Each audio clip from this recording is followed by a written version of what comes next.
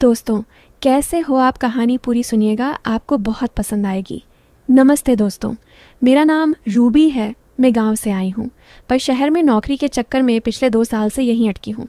कद थोड़ा लंबा है मेरा, 5 फुट 6 इंच के आसपास, और लोग कहते हैं कि फिगर भी ठीक ठाक है, न ज़्यादा पतला न ज़्यादा मोटा, बस ऐसा जो लड़कियों को देखते ही कुछ लोगों की नज़रें थोड़ी देर के लिए रुक जाती हैं। बाल लंबे हैं, काले, और मैं इन्हें खुला ही रखती हूँ ज़्यादातर। हंसते वक्त गालों पर हल्की सी डिंपल पड़ जाती है, ये मुझे खुद अच्छा लगता है। कपड़े साधारण पहनती हूँ, कुर्ती जीन्स या सलवार सूट, पर फिटिंग थोड़ी टाइट ही रखती हूँ क्योंकि आरामदायक लगते हैं। बस इतना ही जान लो मेरे बारे में शुरू में, ज़्यादा बताने की ज़रूरत नहीं, कहानी खुद सब बता देगी। मैं जिस मकान में रहती हूँ वो 2 मंजिला पुराना सा घर है। ऊपर वाली मंजिल पर मैं अकेली रहती हूँ, एक छोटा सा कमरा, किचन और बाथरूम। नीचे मकान मालिक रहते हैं, उनका नाम है शिवचरण अंकल। उम्र करीब 54 से 56 की होगी।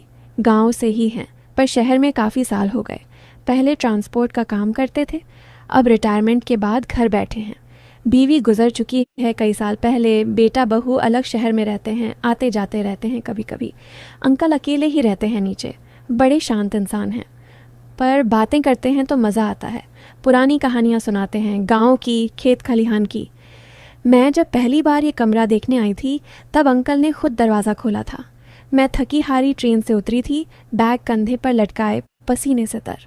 उन्होंने मुझे ऊपर ले जाकर कमरा दिखाया, कहा था, बेटी कमरा छोटा है पर साफ़ सुथरा है, किराया भी ज़्यादा नहीं लूँगा, बस एक शर्त है, रात को देर से मत आया करो और कोई लड़का वड़का ऊपर मत लाया करो।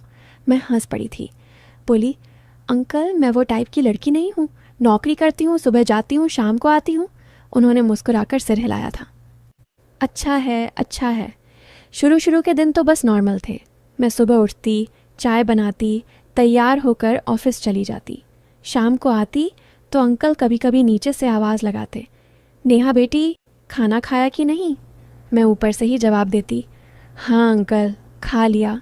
पर धीरे धीरे बातें बढ़ने लगीं। एक शाम मैं छत पर कपड़े सुखा रही थी। सर्दी का मौसम था, हल्की सी ठंड। मैंने शॉल ओढ़ रखी थी। अंकल भी नीचे से छत पर आए, बोले, बेटी ये छत पर अकेले मत रहा करो देर तक, ऊपर हवा तेज़ चलती है। मैंने हंसकर कहा, अंकल मुझे ठंड अच्छी लगती है, गांव में तो रात भर छत पर सोया करते थे। वो रुक गए, फिर बोले, हाँ हाँ सही कह रही हो, मैं भी गांव में ऐसा ही करता था। चलो ठीक है, आओ मेरे पास बैठते हैं थोड़ी देर। हम दोनों छत पर पुरानी प्लास्टिक की कुर्सियाँ डालकर बैठ गए। अंकल ने अपनी पुरानी यादें सुनानी शुरू की, कैसे वो जवान थे, ट्रक ड्राइव करते थे, रात भर सड़कों पर। मैं चुपचाप सुनती रही। उनकी आवाज़ में एक अजीब सी गर्माहट थी। बीच बीच में वो मेरी तरफ देखते जैसे कुछ कहना चाहते हों, पर कहते नहीं। मैंने पूछा, अंकल आप अकेले क्यों रहते हैं? बेटा बहू को बुला लिया करो ना।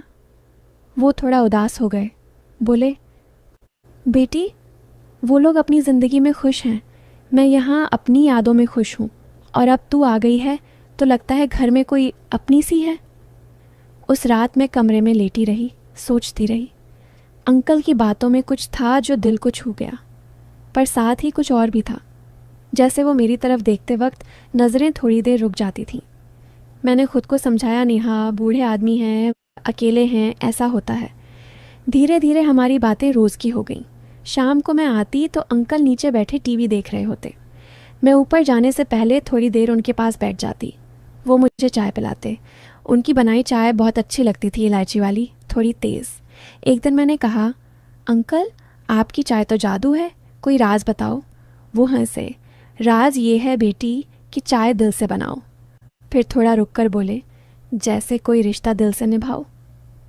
मैंने कुछ नहीं कहा, बस मुस्कुरा दी, पर दिल में कुछ हलचल सी हुई। एक शाम मैं ऑफिस से बहुत थक कर आई। बॉस ने बहुत डांटा था। मैं ऊपर जाकर बैग फेंका और लेट गई। आंखों में आंसू आ गए। तभी अंकल की आवाज़ आई नीचे से, नेहा बेटी आज जल्दी आ गई। मैंने आवाज़ दबाकर कहा, हाँ अंकल। पर वो समझ गए। थोड़ी देर बाद दरवाजे पर दस्तक हुई। मैंने दरवाज़ा खोला तो अंकल चाय का कप लिए खड़े थे। बोले, पी लो बेटा, मन हल्का हो जाएगा। मैंने कप लिया और उन्हें अंदर आने को कहा। पहली बार वो मेरे कमरे में आए। कमरा देखा, बोले, बेटी, तूने तो अच्छे से सजा रखा है, जैसे अपना घर बना लिया। वो कुर्सी पर बैठ गए, मैं बिस्तर पर। चाय पीते हुए मैंने ऑफिस की बात बताई। वो चुपचाप सुनते रहे, फिर अब बोले, बेटी, ज़िंदगी में दुख सुख आते रहते हैं, पर इंसान अकेला नहीं रहना चाहिए। कोई अपना हो तो सब आसान लगता है। उनकी नज़र मेरे चेहरे पर थी। मैंने महसूस किया कि वो मेरे होंठों को देख रहे थे जबकि मैं चाय पी रही थी। दिल धड़कने लगा। मैंने जल्दी से कप नीचे रखा। वो उठे और बोले, ठीक है बेटी, मैं जाता हूँ, तुम आराम करो। जाते जाते दरवाजे पर रुके और बोले, अगर कभी मन उदास हो तो नीचे आ जाया कर, मैं हमेशा हूँ। उसके बाद से मैं थोड़ी सावधान रहने लगी, पर अंकल वैसे ही थे, केयरिंग, बातें करने वाले। कभी मेरे लिए सब्जी लाते, कभी फल। कहते, बेटी, अकेली रहती है, अच्छा खाया करो। मैं हंसती और ले लेती, पर अंदर से कुछ अजीब सा लगता, जैसे वो मेरे करीब आना चाहते हों, पर बोलते कुछ और हों। एक दिन शाम को मैं किचन में खाना बना रही थी। गैस ख़त्म हो गई। मैं परेशान नीचे गई अंकल के पास। बोली, अंकल, सिलेंडर ख़त्म हो गया, क्या करूं? वो तुरंत उठे, बोले, चलो मेरा वाला ऊपर ले चलते हैं। हम दोनों ऊपर आए।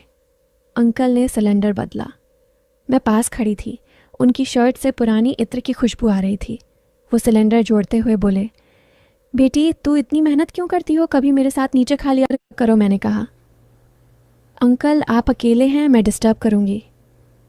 वो मुड़े और सीधे मेरी आंखों में देखकर बोले, डिस्टर्ब नहीं बेटी, खुशी होगी। बहुत दिन हुए किसी के साथ खाना खाए। उस दिन मैं नीचे उनके साथ खाना खाने गई। साधारण खाना था, दाल, चावल, सब्जी, पर स्वाद बहुत अच्छा। हम दोनों एक ही टेबल पर बैठे। अंकल ने मेरी प्लेट में बार बार सब्जी डाली। बोले, खा लो, दुबली हो रही है। मैं शर्मा गई। खाना खाते वक्त उनकी नज़र मेरे हाथों पर थी, मेरे गले पर। मैंने साड़ी पहनी थी उस दिन, क्योंकि ऑफिस में मीटिंग थी। गले में मंगलसूत्र नहीं था, पर हल्का नेकलेस था। वो बोले, बेटी, तू साड़ी में बहुत अच्छी लग रही है, जैसे गांव की कोई बहू। मैंने हंसकर कहा, अंकल, आप भी ना। पर दिल में कुछ और चल रहा था। खाना ख़त्म करके मैं उठी तो अंकल ने कहा, बेटी, थोड़ी देर बैठ, पुरानी फिल्म देखते हैं। हम सोफे पर बैठ गए। पुरानी ब्लैक एंड वाइट फिल्म चल रही थी। बीच में एक सीन आया जहां हीरो हीरोइन पास बैठे थे। अंकल ने रिमोट से आवाज़ कम की और बोले, उस ज़माने के रिश्ते कितने पवित्र होते थे ना। मैं चुप रही। फिर वो धीरे से बोले, अब के ज़माने में लोग जल्दी सब कुछ कर लेते हैं, पर दिल नहीं जोड़ पाते। मैंने सिर हिलाया। उनकी आवाज़ में कुछ था जो मुझे बेचैन कर रहा था। मैंने कहा, अंकल, मैं ऊपर जाती हूँ। वो उठे और दरवाजे तक छोड़ने आए। जाते वक्त बोले, नेहा बेटी, तू मेरे लिए बहुत ख़ास है, जैसे बेटी, जैसे और भी कुछ। मैं रुक गई, पर कुछ बोली नहीं और ऊपर चली गई। उस रात मैं सो नहीं पाई। सोचती रही, अंकल क्या कहना चाहते हैं? क्या वो मुझे... नहीं, ऐसा नहीं हो सकता। वो तो बाप की उम्र के हैं, पर उनकी नज़रें, उनकी बातें, सब कुछ मिला जुला सा लग रहा था। अगले कुछ दिन हमारी बातें थोड़ी कम हो गईं। मैं जानबूझकर देर से आती, जल्दी ऊपर चली जाती, पर अंकल वैसे ही थे। एक दिन सुबह मैं निकल रही थी तो अंकल नीचे से बोले, बेटी, आज रविवार है, कहीं जा रही है? मैंने कहा, नहीं अंकल, ऑफिस है। वो बोले, शाम को जल्दी आ जाया करो, मैंने तेरे लिए कुछ बनाया है। शाम को जब मैं आई तो अंकल ने मुझे बुलाया। नीचे जाकर देखा तो टेबल पर गाजर का हलवा रखा था। बोले, तेरे लिए बनाया, सर्दी में अच्छा लगता है। मैंने खाया, बहुत स्वादिष्ट था। खाते वक्त वो मेरे सामने बैठे मुझे देखते रहे। बोले, बेटी, तू हलवा खाते वक्त बहुत प्यारी लग रही है, जैसे कोई... वो रुक गए। मैंने पूछा, जैसे कोई क्या अंकल? वो मुस्कुराए और बोले, जैसे कोई अपनी। धीरे धीरे मैं फिर उनके करीब आने लगी। उनकी केयरिंग मुझे अच्छी लगने लगी। एक शाम हम फिर छत पर बैठे थे। तारे दिख रहे थे।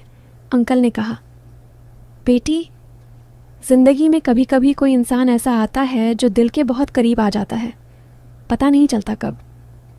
मैं चुप रही। फिर मैंने पूछा, अंकल, आपको कभी किसी से प्यार हुआ था? वो थोड़ा चुप रहे, फिर बोले, हुआ था बेटी, बहुत पहले, पर वो अधूरा रह गया। अब लगता है शायद पूरा हो रहा है। मैंने दिल थाम लिया, पर कुछ बोली नहीं। समय बीतता गया, हमारी बातें गहरी होती गईं। अंकल मुझे अपनी ज़िंदगी की हर बात बताते, मैं उन्हें अपनी। एक दिन मैंने उन्हें बताया कि गांव में मेरी शादी तय हो गई थी, पर मैं भाग आई क्योंकि लड़का अच्छा नहीं था। वो बहुत गुस्सा हुए, बोले, बेटी तूने सही किया, मैं तेरे साथ हूँ हमेशा। उस दिन वो मेरे बहुत करीब आए। मैं उनके कंधे पर सिर रखकर रोई। उन्होंने मेरे सिर पर हाथ फेरा। बहुत देर तक हम ऐसे ही बैठे रहे। उनकी छाती से